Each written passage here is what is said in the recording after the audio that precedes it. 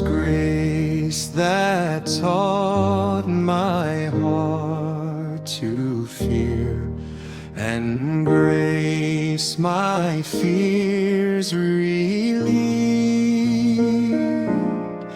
How precious did that grace appear the hour I first believed.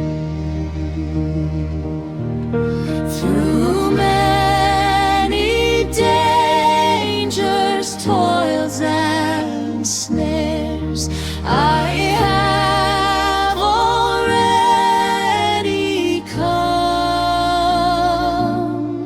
'Tis grace has brought me safe thus far, and grace will lead me home. The Lord has promised good to me. His word my hope secures.